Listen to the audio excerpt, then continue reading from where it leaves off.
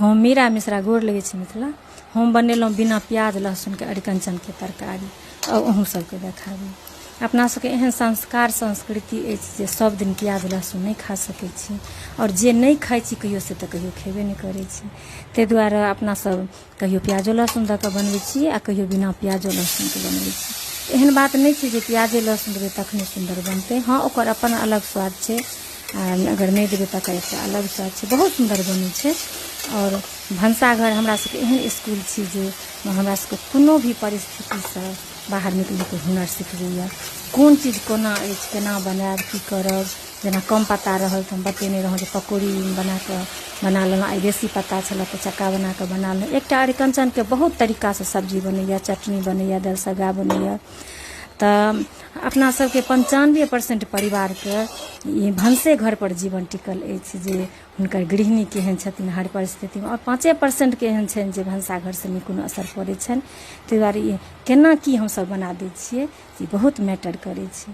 तऽ अहाँसब अपन देख सकै छियै जे हम केना बिना प्याज लहसुनके बनबै छी। कंचन पत्ताके तरकारी हम कोना कऽ बनबै छी अहूँ सबके देखबै छी।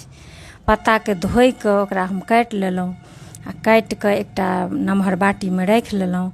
ओहिमे हम जे सब देबै सबटा हम ओरिया लेने छी।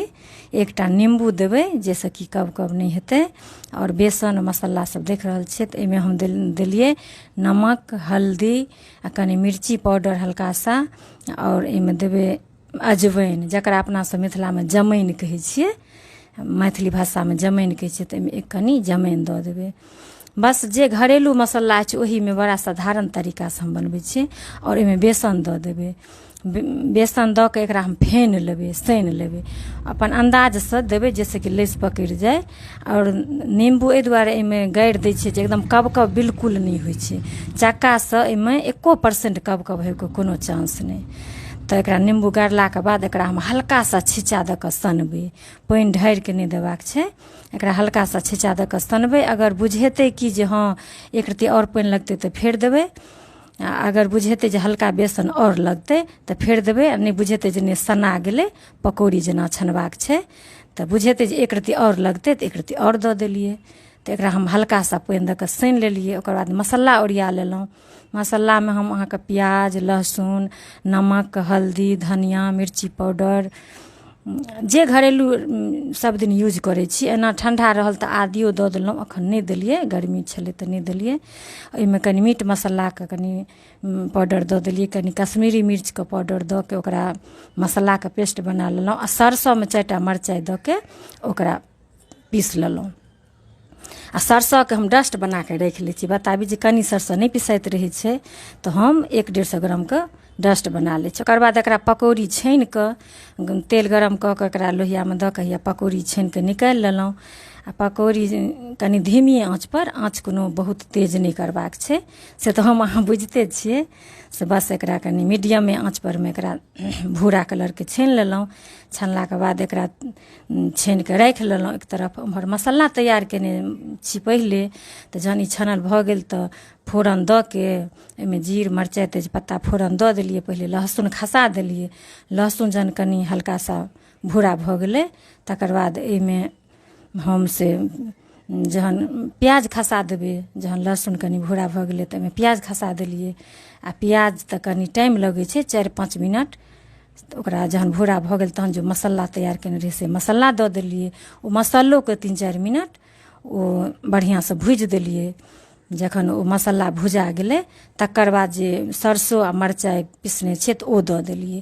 बस सरसोके बेसी नहीं भुजबाक छै, 1-1.5 मिनट ओकरा हल्का सा भुजि देलिए। 1-1.5 मिनट चला कऽ ओकर बाद से ओहिमे रस दऽ देबै। जहन 1-1.5 मिनट चलेलाके बाद रस अहाँ अपना हिसाबसँ मोट पातर अहाँ अपना हिसाबसँ कऽ सकै छी। जहन खौल गेलै तऽ ओहिमे पकौड़ी खसा देलिए। आ खसा कऽ 5-6 मिनट ओकरा खोलेबै, या तऽ 1-2 मिनट लेल झाँपिओ सकै छी, नहियो झाँपबै तैयो भऽ जाइ छै, किएक तऽ मुलायम रहै छै पकौड़ी। तऽ बस भऽ गेलै। हल्का सा जीरा पाउडर ऊपरसँ दऽ देलिए। ओना गरम मसाला सेहो दऽ सकै छियै, हम नहीं देलिए। आ बस आगूमे अहाँके नींबूके जरूरत अइ तऽ आगूमे नींबू लऽ सकै छी। और बहुत सुन्दर स्वादिष्ट होइ छै। अहाँसब केना बनबै छी से जरूर बताएब। हम तऽ अहिना बनबै छी। अरिकंचन पत्ता के तरकारी के वीडियो में हम बाजल रही जेकर चटनी सेहो बनायल जाइए, तो बहुत रास कमेंट आयल छलै जे चटनी के रेसिपी बताओ। तो आई हम अहाँ सबके बता रहल छी। अहाँ सब देख सकै छियै जे एल्युमिनियम खोइल में हम अरिकंचन पत्ता के धोइ के लपेट के ओकरा गैस पर 2-2.5 मिनट तक पका लेलहुँ हन। ओना ई अपन मिथिला में केला के पत्ता में लपेट के पकायल जाइए, लेकिन हम एहि दुआरे खास करके देखेलहुँ एल्युमिनियम खोइल में जे अहाँ सबके आसानी से भेट जायत सब गोटे के, कियाकि केओ बाहर रहै छी और केओ गाम रहै छी, तो सब गोटा एहिमे बना सकै छी। ताहि दुआरे ओना अगर केला पत्ता जिनका उपलब्ध अछि तऽ ओहिमे पकायब। तो बस ओकरा पका लेलहुँ। पकेलाके बाद जे कनि कनि हल्का सा जोड़ल छै ओकरा पानि हाथे से ओकरा हटा देलिए, देख सकै छी अहाँ सब। तकर बाद ओकरा जेना चटनी अपना सब करै छी कोनो चीजके, तहिना ओकरा से बढ़िआँ से ओकरा मिला देलिए। मिलेलाके बाद मेही मेही प्याज कटने छी और हरियर मिरचाइ से दऽ देलिए यऽ, और नेबो तऽ मस्ट छै कियाकि कब कब होइ छै। तऽ जेहन कागजी नेबो देबै ओतेक सुन्दर हैत, सुगन्धित नेबो दियौ तो से दियौ। ओहिमे दऽ कऽ खूब सुन्दर से ओकरा मिला दियौ। कनि स्वाद अनुसार नमक दऽ दियौ, कच्चा तेल दऽ दियौ, सब किछुके दऽ के ओकरा बढ़िआँ से मिला दियौ। बहुत सुन्दर खाइमे लगै छै। जे अरिकंचन से नहि होइ छै तिनका तऽ बहुत नीक लागत। एक बेर अहाँ सब जरूर ट्राई करब। अगर अहाँ सब बनबै छी, के सब बनबै छी सेहो बतायब।